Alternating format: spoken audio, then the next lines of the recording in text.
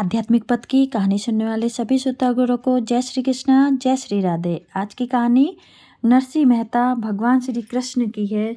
परम भक्त और गुजरात साहित्य के आदि कवि थे। उनका जन्म 1414 ईस्वी में गुजरात के जूनागढ़ में तलाजा ग्राम में हुआ था। बचपन में ही उनके माता पिता का देहांत हो गया था।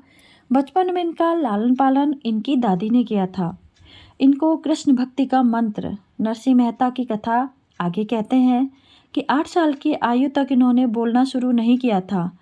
एक बार यह अपनी दादी के साथ भगवत कथा सुनकर आ रहे थे। रास्ते में दादी को एक संत मिले।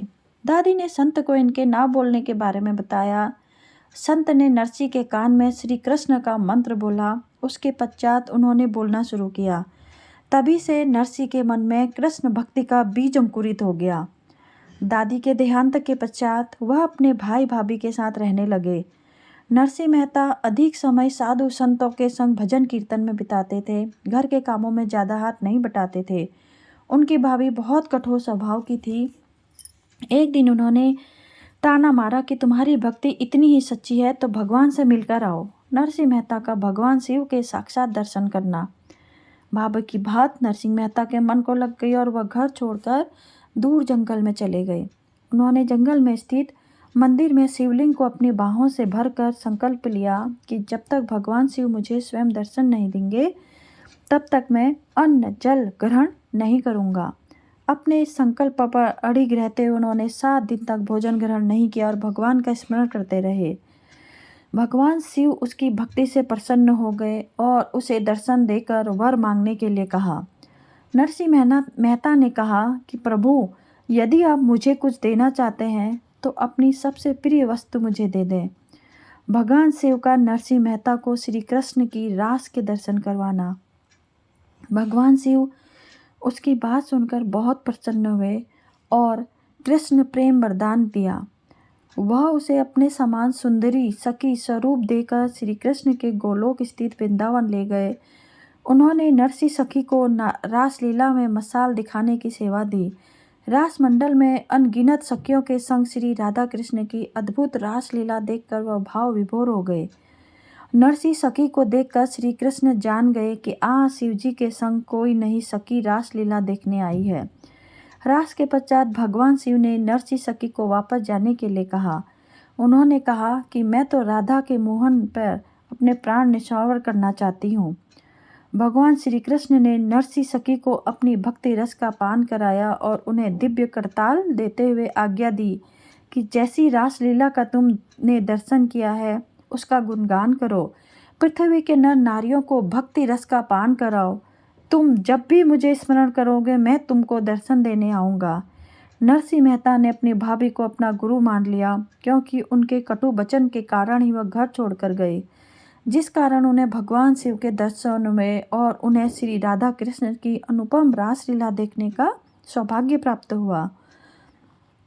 तपस्या पूरी होने पर वह भगवान की आज्ञा से वापस लौट आए और अपनी पत्नी और बच्चों सहित अलग रहने लगे।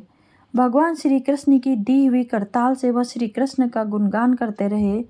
उनकी पत्नी ने उन्हें कोई काम करने के लिए कहा, लेकिन उनका भगवान के भजन के सिवा किसी काम में मन नहीं रमता था। श्री कृष्ण के प्रति उनकी भक्ति इतनी अटूट थी कि उनका मानना था कि वही उनके सारे अभाव दूर करेंगे। श्री कृष्ण ने समय समय पर अपने भक्त के काम स्वयं किए।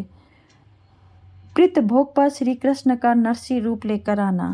नरसिंह मेहता की स्टोरी एक और है। एक बार नरसिंह मेहता की जाति के लोग कहने लगे कि तुमको अपने पिता के श्राद्ध का भोज कराना चाहिए। श्री कृष्ण की कृपा से सारा इंतजाम हो गया है, लेकिन घर में घी कम था।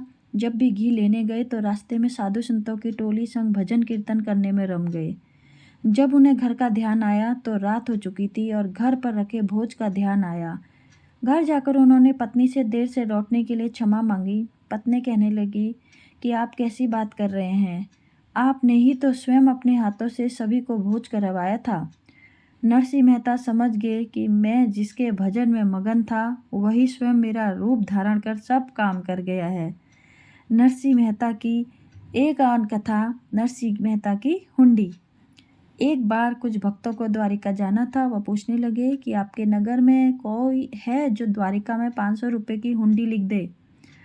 कुछ शरारती लोगों ने उन्हें नरसिंह मेहता का पता बताकर कहा कि उनकी द्वारिका में बहुत प्रसिद्धि है।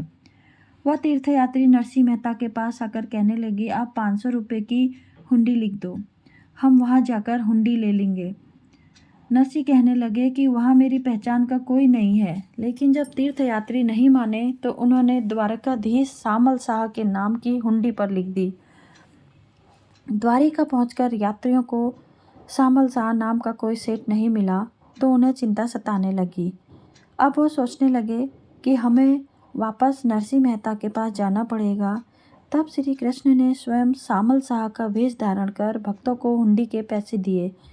नरसिंह मेहता को जब भक्तों से पैसे मिलने के बारे में पता चला तो वह समझ गए कि श्री कृष्ण ने उनका मान रख लिया है।